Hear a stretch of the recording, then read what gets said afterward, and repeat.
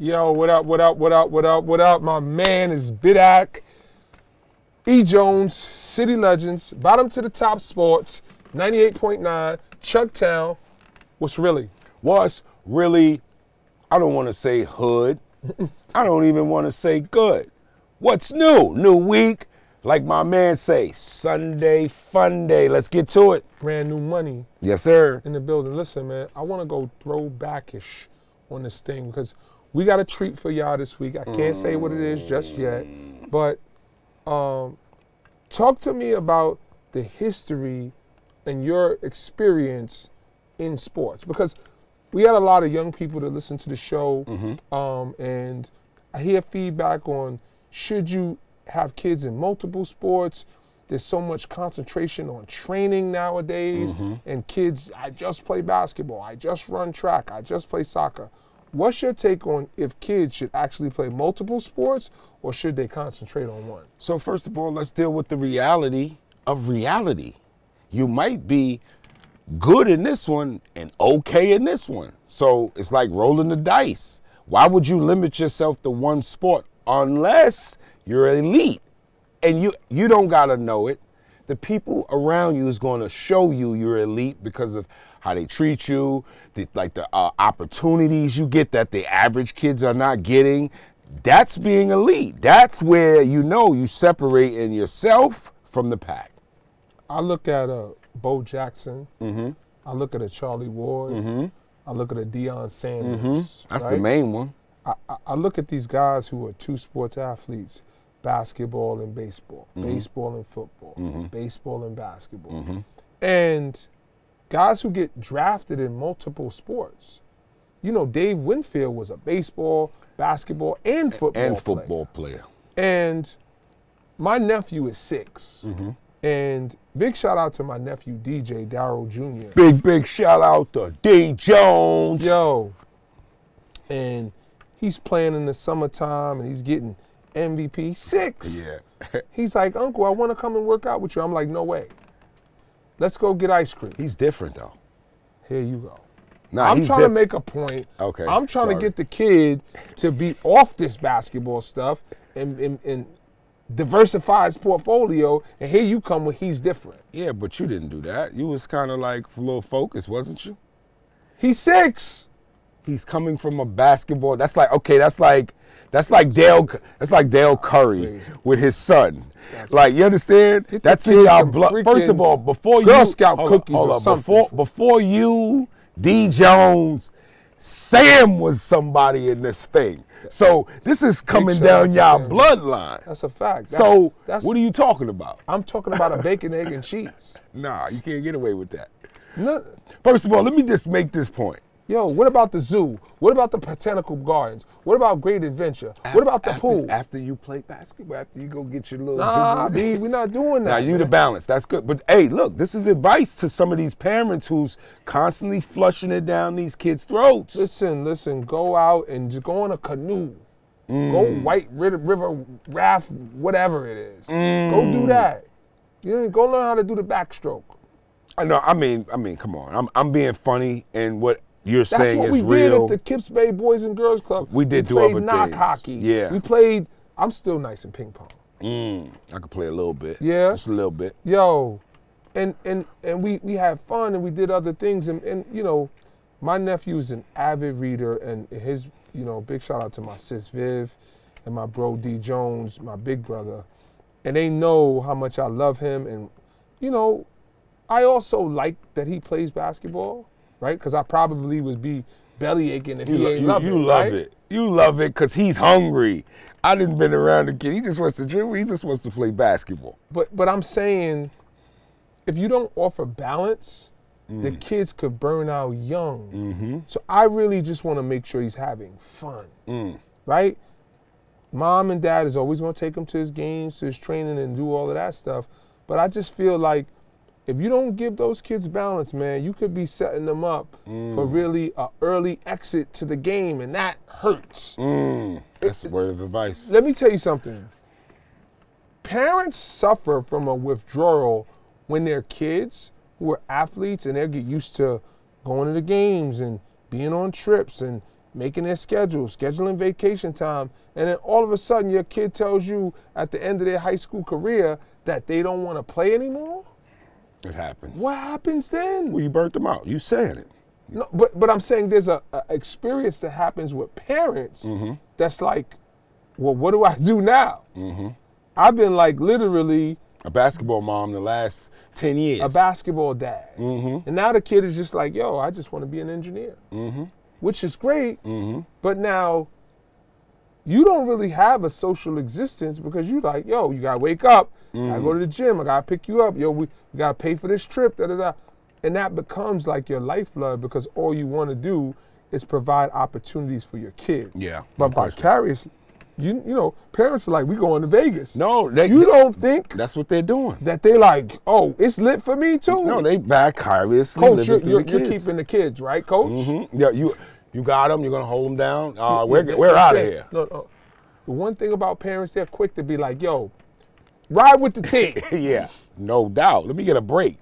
Yo, I want to make this point before I forget. Yeah. One thing I realized, big shout out to ESPN. I want to say it again. Big shout out to Charleston, South Carolina. Big shout out for letting us keep our jobs. Big shout out because to Kirkland. We realized that there's a lot of people Absolutely. It's not on the airwaves or in front of the camera. Absolutely. So we made it another week. Another one. Go ahead, talk about But the point I really want to make is when you have a child and you see that he has real potential in a sport, or she, thank you.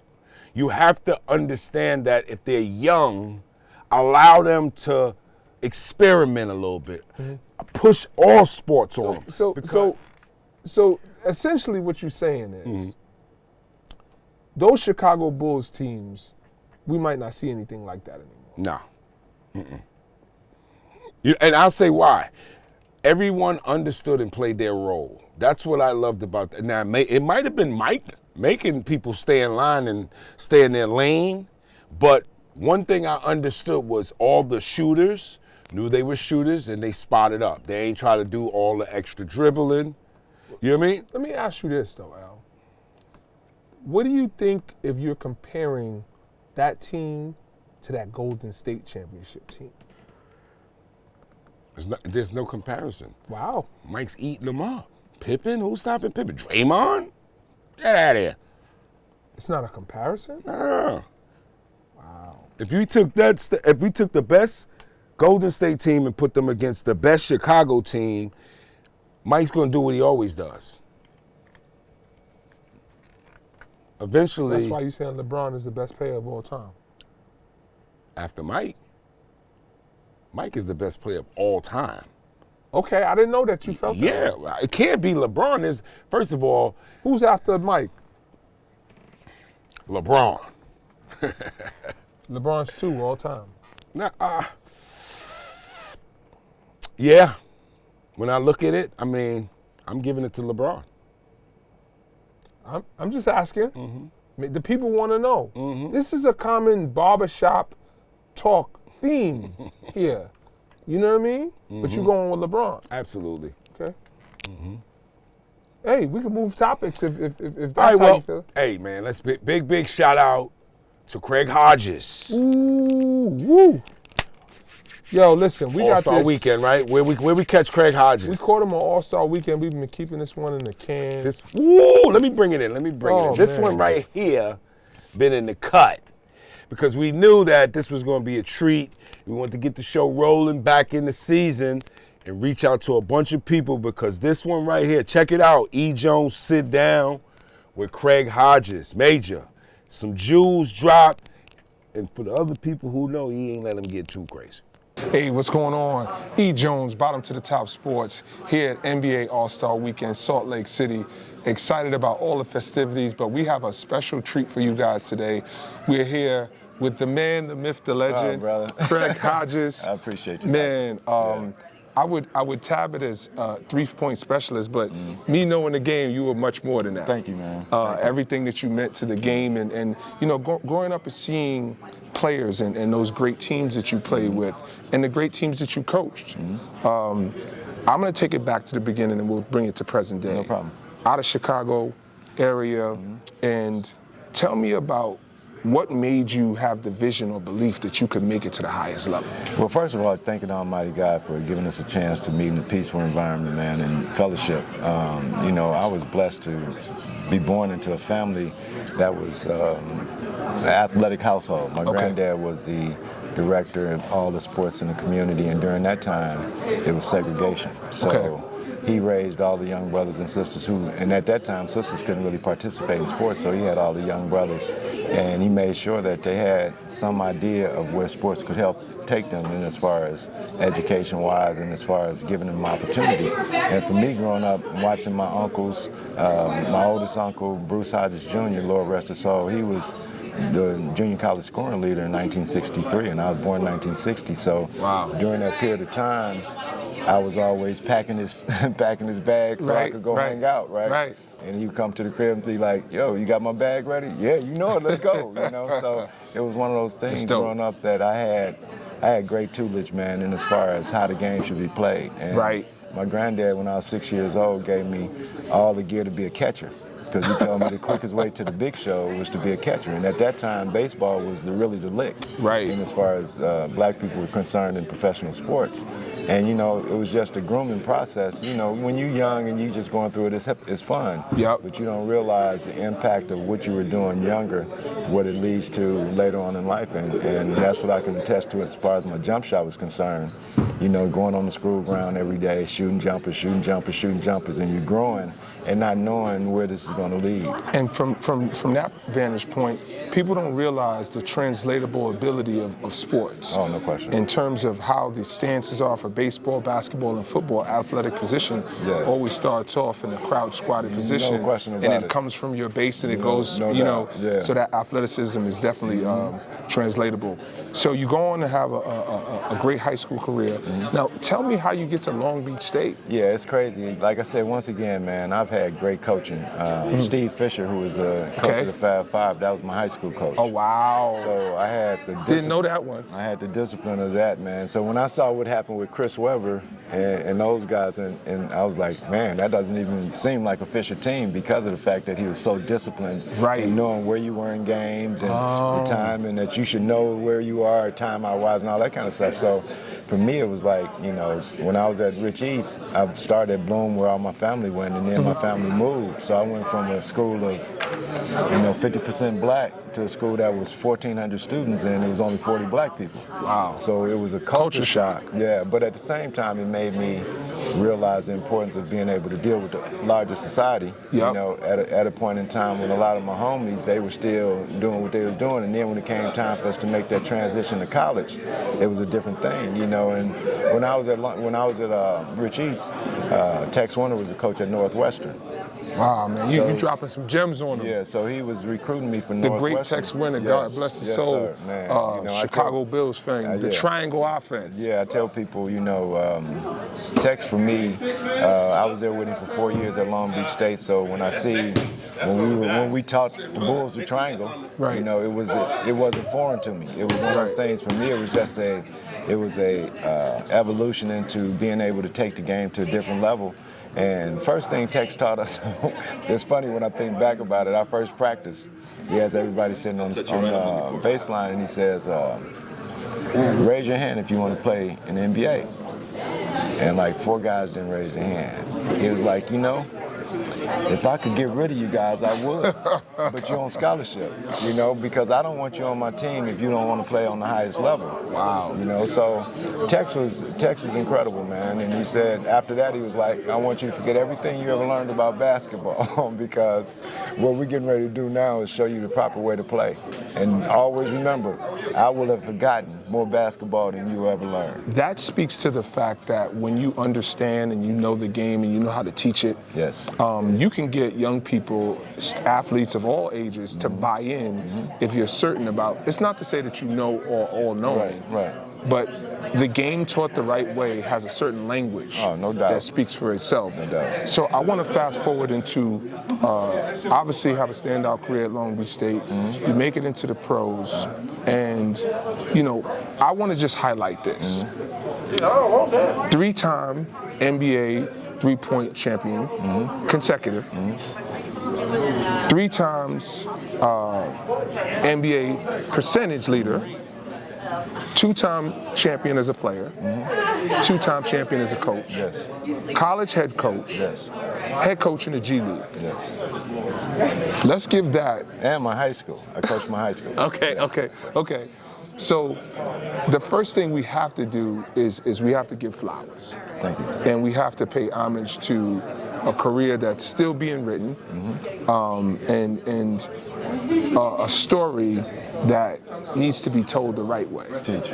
So I believe that on our platform, what we want to do is be able to even the playing field. Yes. And speak to what is truth, speak to what is facts, and be able to give players like yourself and people before players Right. a voice to be able to share in an authentic way. Yeah, and one of the things I want to say too, brother, on that level is that this is so critical because this is that, I don't even like the term alternative media. I think this is the reality of where we are, and that, it's given our positions from the local level and being able to come across unfiltered, man, is so critical right now. And I think that, that's why so much of the quote unquote wokeness is able to happen is because people have another way of getting support, and it's beautiful, man. So keep up the good work, brother. I appreciate that, and I'm going to say this. I understand at a very genuine level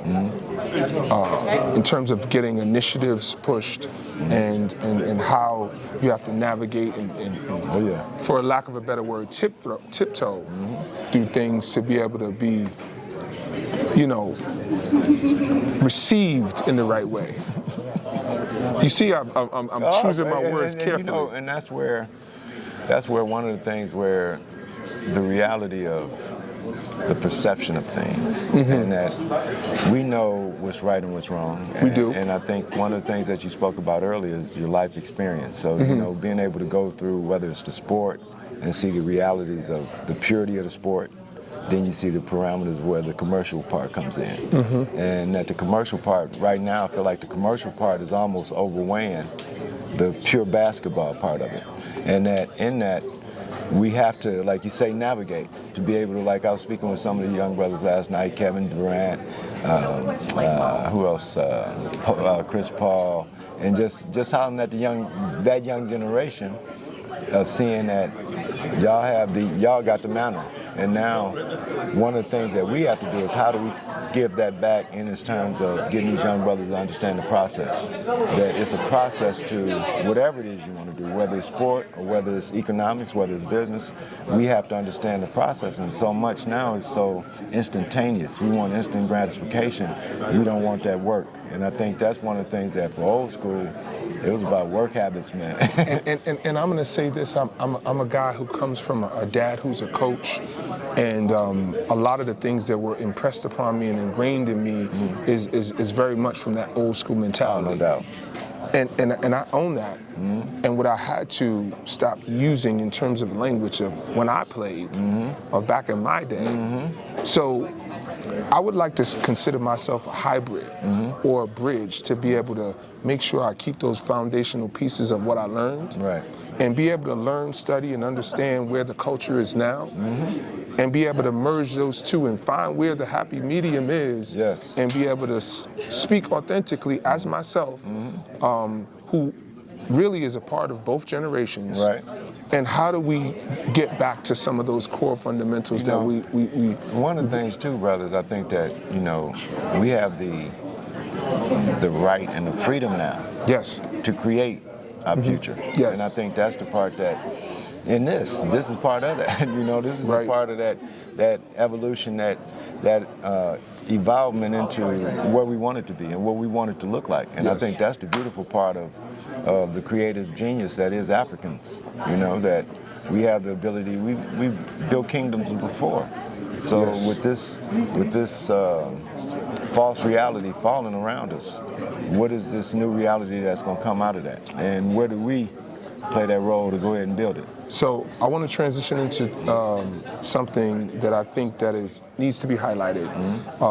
You had a standout career for 10 years in the NBA. It's well documented how effective you were. And towards the end of your career, it's been documented that, you know, you made statements, you took a position, you stood on it, and I believe that with that being said, you're still here, and you're telling the story, and you have some things that you feel like need to be shared, and need to be told. So from our perspective, we want to be able to just hear from you in short form. What are some of those things that you want to just be able to let people know that we need to get out there? You know, one of the biggest things, man, is the realization that when we come in this thing as far as basketball players, we're student athletes. Correct. And I think that part of being studious, having a mindset that when I wake up, I want to make sure that I'm learning something. Correct. You know what I'm saying? And that in that learning, where can I utilize my creativeness to bring about a positive experience?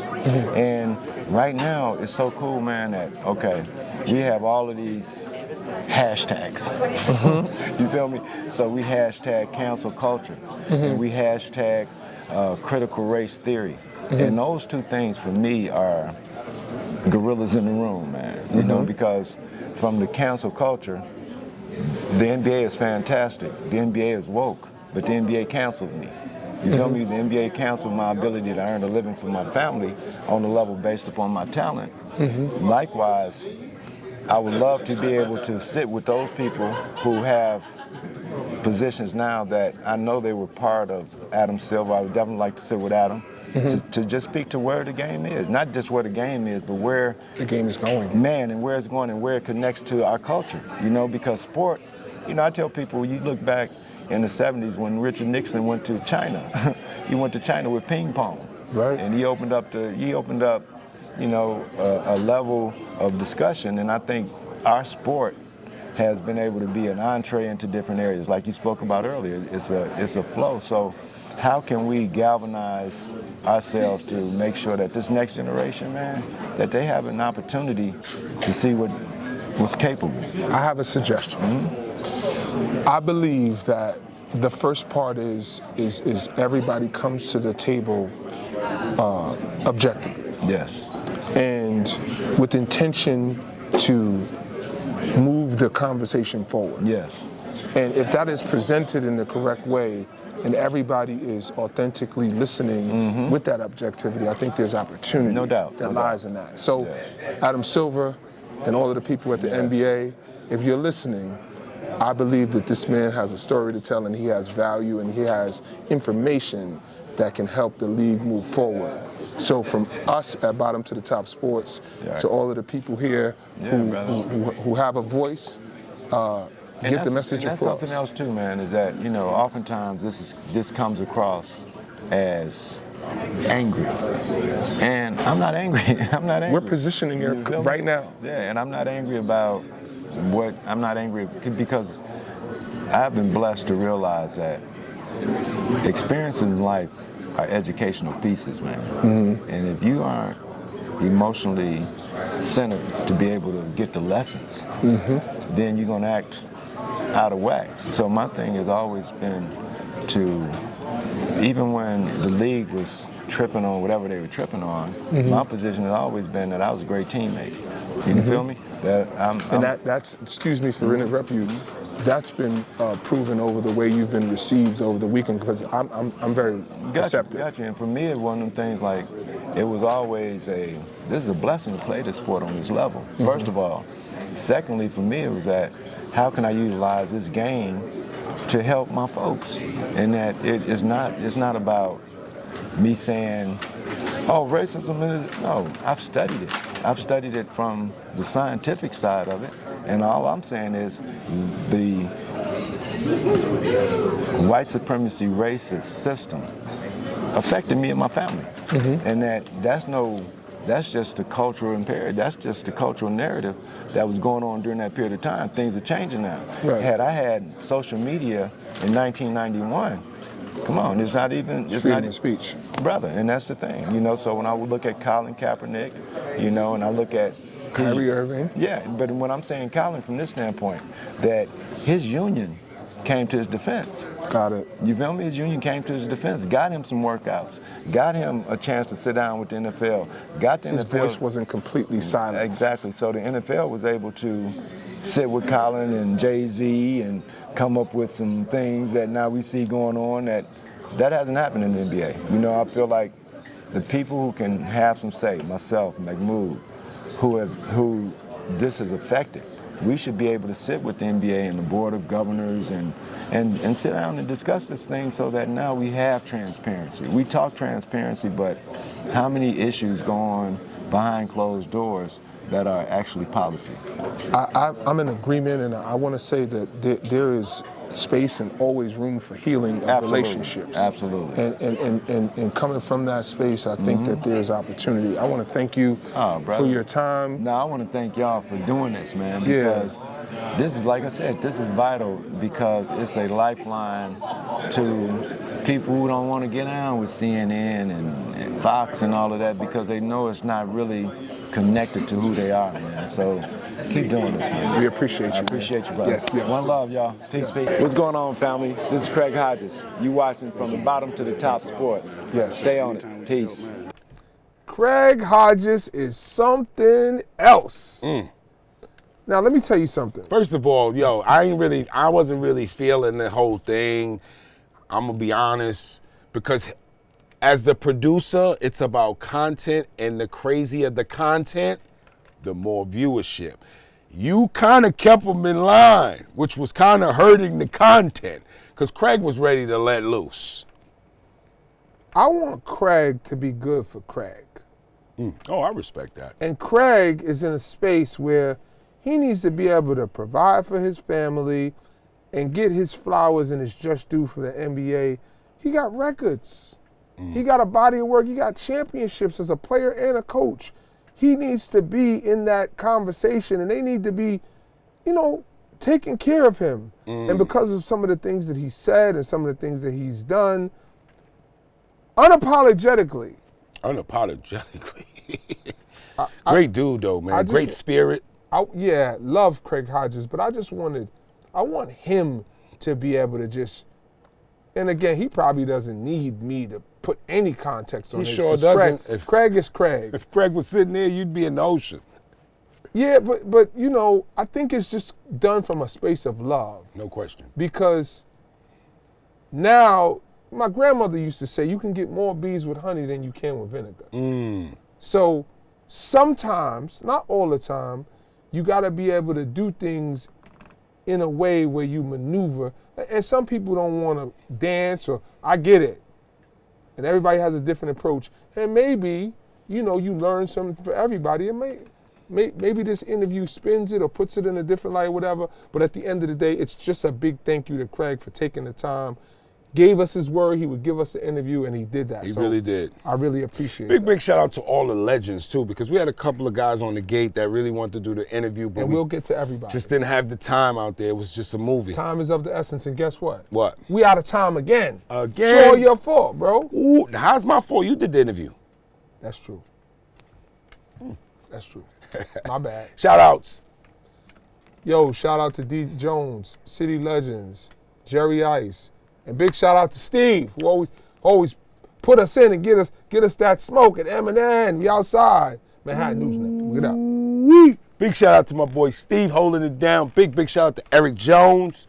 Big shout out to all of our supporters, our fans. I'm not going to say no names. I'm just going to say all the people who support us, who watch us, who listen to us every Sunday.